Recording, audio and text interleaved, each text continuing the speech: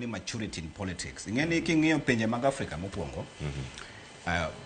Jo Afrika ong'iyo ga ni sama jodhi yiero, sama jodhi yiero to ng'ato rengo ng'amoyombo rengo dhi e Supreme Court ama rengo dhi e court moro amora ma tayo wachno.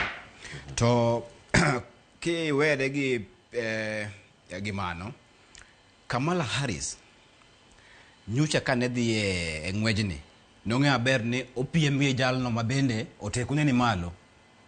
Makata ka noko dhoge about women right and blah blah blah, ne oko dhoge ko ng'e maber ni jalno mopiem go en ng'at ma ok ng'ama yot. En gi jok masere, jok manigo omenda kaka moting'o Elon Musk, en gi jo ohala madongo dongo moluore. Mangiso ni kobiro kar pesa to mano ok en shida. To Kamala bende nyocha ne chalo gima Obama gine masuke, masoke ni dhi. To en owuon ng'e maber ni gini to pekna. Koro kata mana jo Democrats obet piny ka gi yiere, weche mang'eny nowach kanyo. Ne wacho to bende boromogo.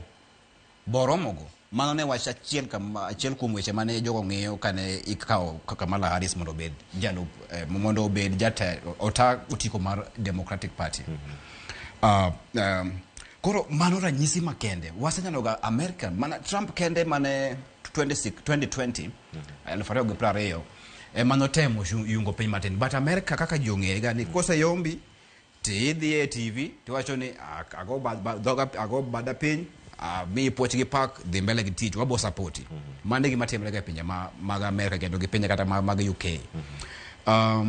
Koro mae kaka jo Kenya kwa dhi nyime wan puonj mane moyudo kuom go bade piny kamano en ni institutions magwa nyaka waket ma strong, nikech Trump ne wacho ni let us make it big, wago kura maduong' ma kata gibed gi nafas mar kwalo.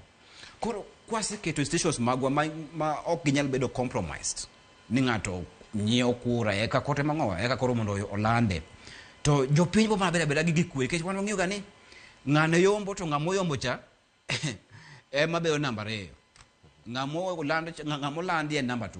Mano kaka timre ga e pinje mag Afrika. But Amerika to pogore. Amerika en ni koseyombi tigo dhoge piny tiwene ng'amoyombo. Erokamano. Lony maneno kar ka sipie Joja Magomba kaka yudo pachi to imedna kar kanyo loch bokoro noka oyomba Kamala Harris owacho ni en mana ogo bade piny e weche mag yiero to lek mare mar bedo ten piny Amerka poka okochung' gi kanyo. Depo ni Joe Biden otimo makosa moro kuom endorsing Kamala Harris dweche adek kende to yiero chopo. Nolewa ahinya nikech kata fundraiser motimo ochopo mana $1